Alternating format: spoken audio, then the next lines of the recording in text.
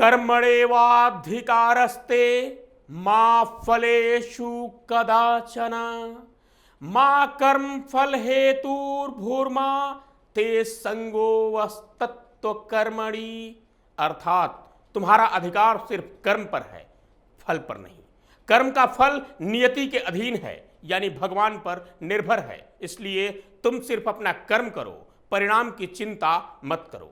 ये बात कुरुक्षेत्र के मैदान में भगवान कृष्ण ने पार्थ से कहा था। आज मैं ये श्लोक पुष्पेंद्र कुल श्रेष्ठ यति नरसिम्हानंद जैसे अपने देश के हिंदूवादी लोगों, हिंदू समर्थकों और संतों के लिए कह रहा हूं। नमस्तुभ्यम। आप देख रहे हैं कैपिटल टीवी। मैं हूं आपके साथ अरुण कुमार। हमारे खास कार्यक्रम थर्ड आई में आपका स्वागत है। आप सोच रहे होंगे कि मैं इतना बड़ा गीता का श्लोक भला किसी इंसान के लिए कैसे कह रहा हूं। तो इसके पीछे कारण है, तब कह रहा हूं। दरअसल हमारे देश में भी एक कुरुक्षेत्र हो रहा है, महाभारत चल रहा है। यह अलग बात है कि यह दिख नहीं रहा, खासकर आपको, लेकिन इन्हें दिख रहा है। ये लोग इस महाभारत का मुकाबला भी कर रहे हैं, लड़ रहे हैं, वो भी बिना किसी कृष्ण के, बिना किसी ईश्वर के। किशन भारवाड़, आपको नाम याद होगा? नहीं है? मैं याद दिला रहा हूं, क्योंकि आप बहुत जल्द ही भूल जाते हैं। किशन भारवाड़ एक हिंदू और हिंदुवादी युवक था, जिसकी हत्या 25 जनवरी को शाम 5:30 बजे गोली मारकर कर दी गई थी। किशन ने 6 जनवरी को सोशल मीडिया पर एक पोस्ट की, जिसे ईश निंदा बताकर मुस्लिमों ने FIR कराई। किशन जेल गया, माफी भी मांगी, लेकिन कट्टरपंथियों को इससे संतोष नहीं मिला। वो उसके जान के प्यासे हो गए थे। किशन जब जमानत पर आया तो उसका पीछा कर उसकी हत्या कर दी गई। आरोप में पुलिस ने 25 वर्षीय शब्बीर उर्फ साबा दादा चोपड़ा और 27 वर्षीय इम्तियाज उर्फ इम्तु महमूद पठान को गिरफ्तार किया। इसके बाद इस केस को गुजरात सरकार ने ATS को सौंप दिया। ATS ने केस को परत दर परत कुरेदना शुरू किया। तो ऐसे ऐसे षड्यंत्र और साजिशों का पर्दाफाश हुआ कि जांच अधिकारी भी दंग रह गए। शब्बीर और पठान ने ATS को बताया कि वारदात को अंजाम देने के लिए अहमदाबाद के एक मौलवी मोहम्मद अयूब ने उनकी मदद की थी। मौलवी ने शब्बीर को किशन की हत्या के लिए एक पिस्टल और कारतूस उपलब्ध कराए थे। जमालपुर से मौलवी मोहम्मद अयूब यूसुफ भाई जावरावाला को भी अरेस्ट किया गया। मौलवी अयूब ने एक और मौलवी का नाम लिया, जिसका नाम है मौलाना कमर गनी उस्मानी। मौलाना कमर के 2 ठिकाने हैं, मुंबई और दिल्ली। फिलहाल जेल है। इसका काम है युवाओं का माइंड वॉश करना, उन्हें हिंसा के लिए उकसाना और जिहाद को बढ़ावा देना।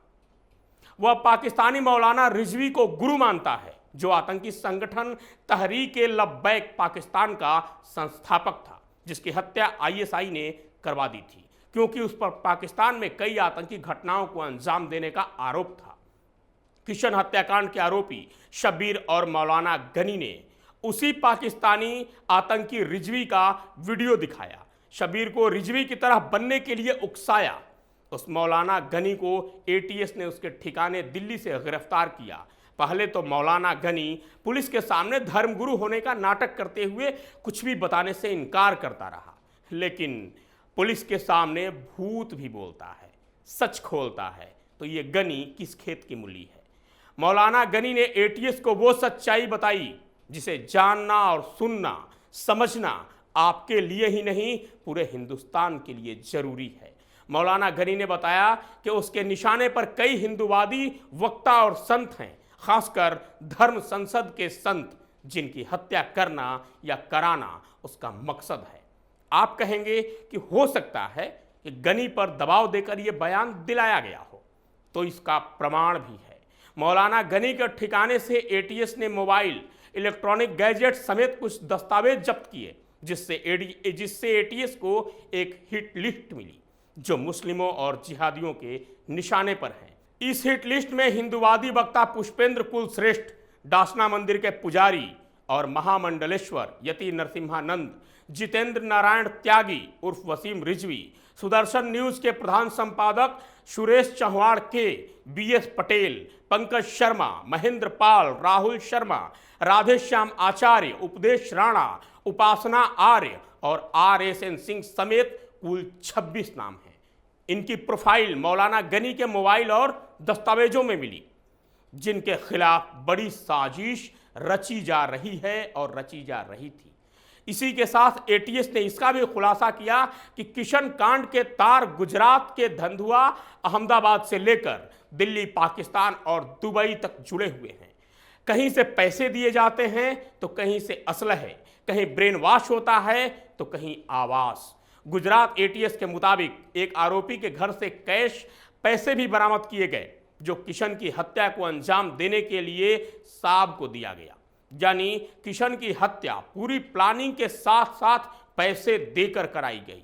इसे सिर्फ ईश निंदा नहीं कहा जा सकता, क्योंकि ईश निंदा के लिए हत्या के बदले पैसे नहीं दिए जाते।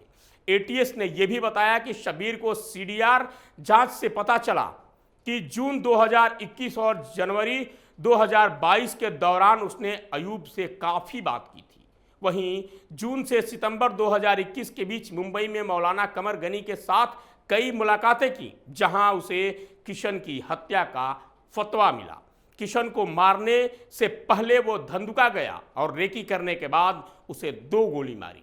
एक गोली से किशन बच गया था, लेकिन दूसरी गोली से मौके पर ही उसकी मौत हो गई थी। इस मामले में कुल 8 आरोपियों को गिरफ्तार किया गया है, जिसमें 6 मौलवी हैं और इनका सरदार है मौलाना कमर गनी उस्मानी।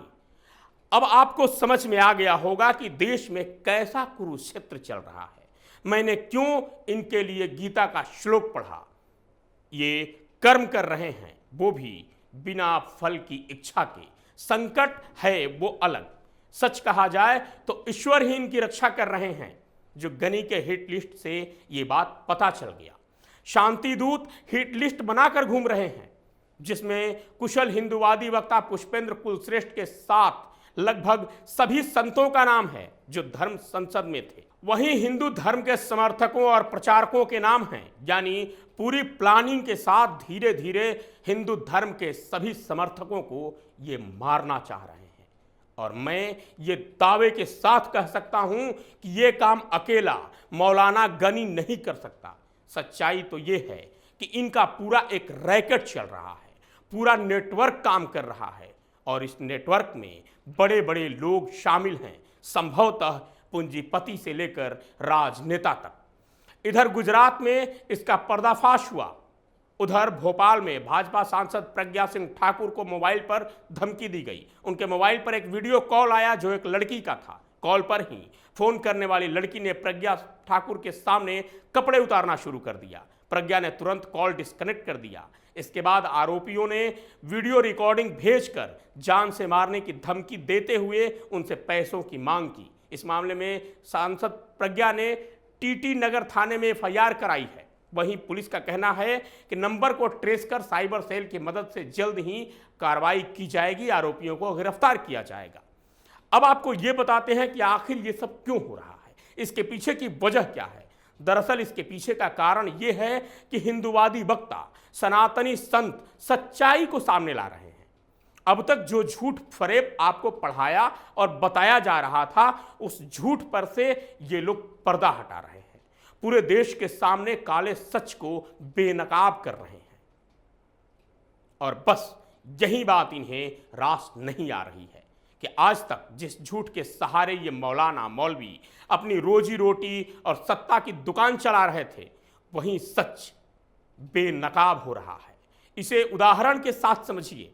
जिस बाबर और अकबर को महान बताकर उनके नाम पर इज्जत, शोहरत, धन, दौलत, रसूख, जमीन जायदाद पर कब्जा किया गया, ये लोग उसी झूठ का सच बता रहे हैं। बस यही बात इन्हें बुरी लग रही है कि आखिर इनके जिहाद के रास्ते में कोई रोड़ा कैसे बन सकता है, और अगर बन रहा है तो उसे रास्ते से हटा दो।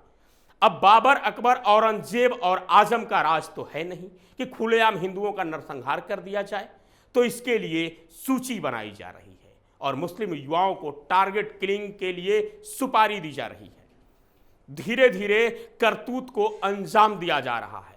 जिसके लिए विदेशों से पैसे मिल रहे हैं। भारत के मुस्लिम युवाओं को बहकाया जा रहा है।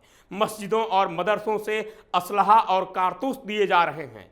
मौलाना ब्रेन वॉश कर रहे हैं और हिंदू युवक और संत मारे जा रहे हैं। वो पुष्पेंद्र कुलश्रेष्ठ हो या यति नरसिम्हानंद, राहुल शर्मा हो या राधेश्याम आचार्य, ये इन मौलवियों के लिए खटका है। इनके रास्ते और साजिश का रोड़ा, इनकी काली दुनिया को बेपर्दा करने वाले योद्धा, इन पर हर रोज संकट मंडराता रहता है, लेकिन ये अपना कर्म कर रहे हैं हिंदुस्तान और हिंदुओं को सच्चाई बताने की। आज के थर्ड आई में इतना ही। कल फिर मिलूंगा किसी नए विषय और शोध के साथ। नमस्तुभ्यम।